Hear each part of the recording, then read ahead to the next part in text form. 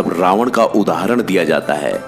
रावण असुर जरूर था, लेकिन यह भी सच है कि धरती पर रावण जितना ज्ञानी न कोई पैदा हुआ और न कोई होगा।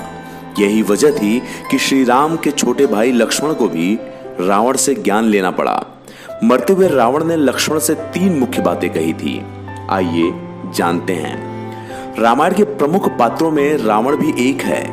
रामायण में रावण को एक खलनायक बताया गया है, परंतु रावण में अनेक गुण भी थे।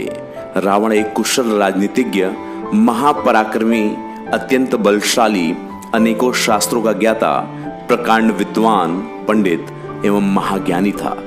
जिस समय रावण अपनी आखिरी सांसें ले रहा था, उस समय श्री राम ने लक्ष्मण जी को कहा कि वो रावण के पास जाएं और उससे ज्ञान लें। यह सुनकर लक्ष्मण जी हैरान हो गए कि श्री राम उन्हें अपने सबसे बड़े शत्रु से ज्ञान लेने को कह रहे हैं। तब श्री राम ने लक्ष्मण जी को समझाया कि संसार से नीति, राजनीति और शक्ति का महान पंडित विदा ले रहा है।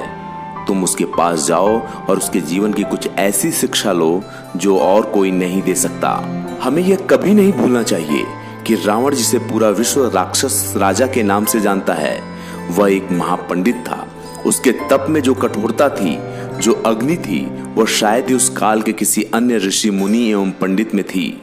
कठोर तपस्या के मार्ग से ही रावण ने भगवान शिव को प्रसन्न किया। शायद यह बात काफी कम लोग जानते हैं कि रावण के पिता एक ऋषि और माता एक असुर कन्या थीं।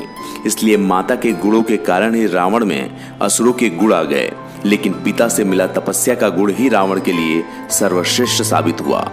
रामायण में श्री राम और लक्ष्मण के बीच युद्ध को सत्य और असत्य का संघर्ष माना जाता है।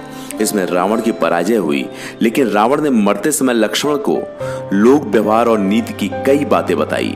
रावण ने भले ही अधर्म के मार्ग को चुना, लेकिन उसके अत्यंत विद्वान और पराक्रमी, उसके कूटनीति और आतंक की वजह से उस समय के बड़े बड़े महारथी उससे कांपते थे। जब श्री राम ने स्वयं लक्ष्मण को रावण के पास भेजा, तब श्री राम के कहने पर भले ही लक्ष्मण रावण के पास गए, लेकिन वह रावण के सिरहाने की तरफ खड़े हो गए।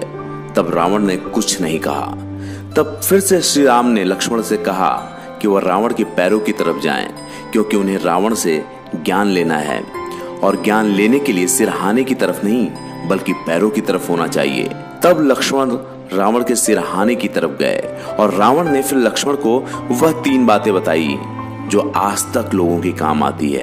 आइए जानते हैं। पहली बात, रावण ने कहा कि शुभ काम को करने के लिए कभी लंबा इंतजार नहीं करना चाहिए, उसे शीघ्र पूरा करना चाहिए, क्योंकि पता नहीं कब जीवन की डोर टूट जाए। रावण के कई सपने थे, लेकिन वो आलस्य और किसी अन्य दिन की प्रतीक्षा में उसे टालता रहा। वे सपने रावण के हमेशा के लिए अधूरे रह गए। दूसरी बात, अपने प्रतिद्वंदी या शत्रु को कभी कमजोर मत समझो।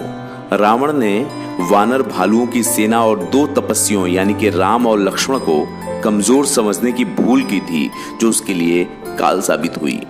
और तीसरी बात, अगर अपने जीवन का कोई रहस्य हो तो उसे यथासंभव गुप्त ही रखना चाहिए। अगर वह रहस्य प्रकट हो गया तो उसका जीवन पर बुरा प्रभाव हो सकता है। रावण की नाभि में अमृत कुंड का रहस्य खुलने के बाद ही उसकी मृत्यु हुई थी। ये सब बातें भले ही रावण ने लक्ष्मण को बताई थी, लेकिन सत्य यही है कि यह आज भी उतनी ही सत्य हैं जितना त्रेता युग में थी। हर व्यक्ति को अपने जीवन में इन सब बातों का ध्यान रखना चाहिए। अगर आप इन बातों का ध्यान रखते हुए समझदारी से चलते हैं, तब यकीन मानिए जिंदगी में आपको कोई मात नहीं दे सकता। अगर आप चाहते हैं कि इस तरह की जानकारी आपको मिलती रहे, आप धर्म, कर्म, योग, घूमना फिरना पसंद करते हैं, तो इस चैनल को लाइक कीजिए, सब्सक्राइब कीजिए। जैसे ही आप हमारे चैनल को सब्सक्राइब करेंगे, आपको हमारी सभी अपडेट और सभी वीडियो मिलने लगेगी।